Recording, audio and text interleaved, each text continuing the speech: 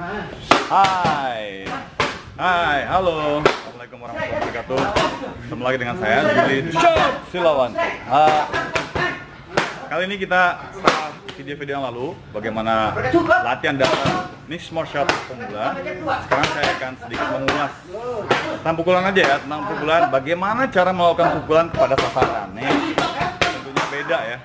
Memukul sansak atau padding dengan memukul orang beda. Nah, saya akan sedikit berikan gambar-gambaran bagaimana cara menyerang bagian-bagian tertentu dengan cara yang benar dan di mana letak kesalahan-kesalahan para pemula biasa dalam melakukan serangan. Oke, saya ditemani oleh Ardi Lumi, seorang partner One Pride yang cukup spektakuler, the gladiator. Oke, Ardi Lumi, siapa itu? Halo, ya lama gak ketemu Ardi, mudah-mudahan Juli nanti Ardi akan turun tangan. Oke, kita akan mulai dari cara melakukan pukulan. Seperti yang sudah saya terangkan sebelumnya. Sedikit. Oke ya.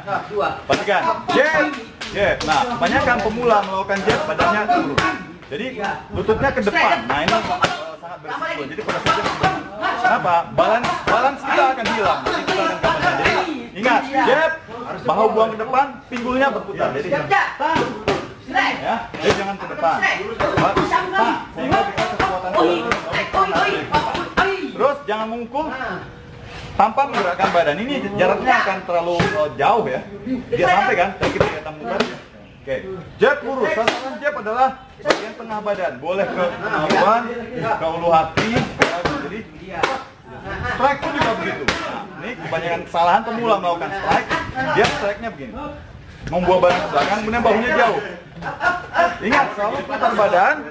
Agak sedikit mencondong ke depan, tapi jangan terlalu jauh. Dengan mutar badan, strike. Tangan ini selalu membuat pelindungan, jadi jangan dibuka.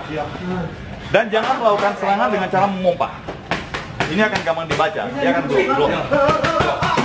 Ya, belum kita mukul dia blok. Jadi dari sini lurus, badan kita menghadap sana. Kalau kita mukul strike, badan kita menghadap sana. Ingat selalu. Ya, ingat jangan condong ke belakang. Ini akan gampang begitu dia menyerang balik, serang balik, kita akan kehilangan keseimbangan. Jadi selalu dap sehingga kita bisa atau lari. Jab, strike. Kemudian hook. Nah, hook juga. Hook. Ingat, putar badan, lakukan hook. Jangan melakukan hook dengan hanya melakukan lemparan dengan tangan. Ini powernya nggak ada dan lemah ya, lemah untuk di counter gitu. Jadi jangan hop, ya, hop, akhirnya kayak mengipas, ya. Lakukan hook dengan putar badan. Jadi kalau kita Mike Tyson dia selalu berlatih seperti ini. Fungsinya apa? Ketika dia pukul, bang, pukulannya dengan badan. Bang. Jadi pada saat putar masuk. Nah, salah kedua melakukan hook biasanya. Nah, kalau kita melakukan hook, sikunya ke bawah, ini tidak akan gampang. Jadi, gampang ke blok ya. Hook kenapa? Karena kita yang cari dari samping, dia pasti bertahan kan. Jadi kita cari lubang dari samping, sehingga untuk masuk tangan ke dalam, kita butuh siku yang sejajar dengan bahu lawan. Jadi kita naik, bang, ingat, sejajar, tembus. Ya, kalau di bawah, dan nyangkut. Bawah lagi, nyangkut. Masuk dalam, sikunya naik. Sehingga atau dari atas, tapi jangan dari bawah, akan nyangkut. Oke, itu untuk hook. Bak, dan nang, bak. Jadi seperti kita menarik tali dari sana, tarik. Des, des, buk, buk. Uppercut pun begitu. Uppercut juga pakai badan. Buk, jangan melakukan uppercut dengan ha. Salah pemula ya. Masukan, putar badan, angkat, pakai badan. Ya. Kemudian kesalahan kedua dalam uppercut. Jauh, badannya buang ke belakang. Ketika kamu buang ke belakang, otomatis pukulan kamu akan tarik ke belakang. Ini gampang meleset, ya. Dan ketika lawan melakukan serangan, dan kamu akan kehilangan seimbang. Jadi pada saat uppercut, posisi dekat bisa jauh ya, jauh pun bisa. Tapi kamu tetap harus condong ke depan, ya. Jauh, panjang. Tergantung mukanya. Kalau dia jauh, berarti sudutnya lebih lebar. Kalau dia pendek, berarti badannya ke depan. Ingat. Condong. Condong, ya. Bukan ke belakang. Itu kesalahan yang sering dilakukan oleh pemula dalam melakukan hand pukulan. Oke, episode kali ini singkat saja. Kemudian yang kedua, bagaimana cara bertahan, ya kan? Kemarin saya sudah ajarkan cara bagaimana melakukan cover. Ini teknik pertahanan yang paling sederhana, paling simpel dan paling natural. Cover. Oke, coba nanti cover aja. Bang, cover. Bawah, abang cepat, cover cepat.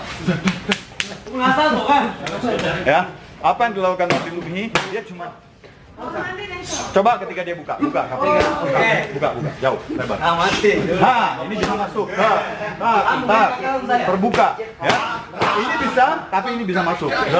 Jadi selalu tangan di atas.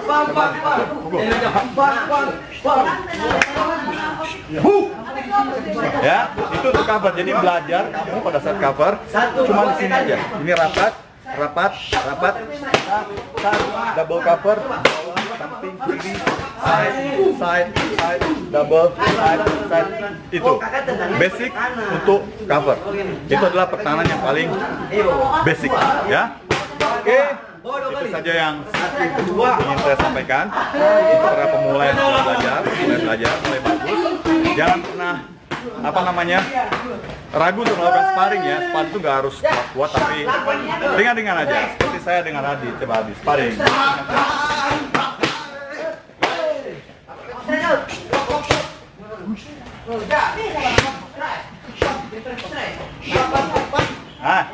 Ya, belajar melakukan pukulan dan covering sambil melakukan sparring supaya biasa.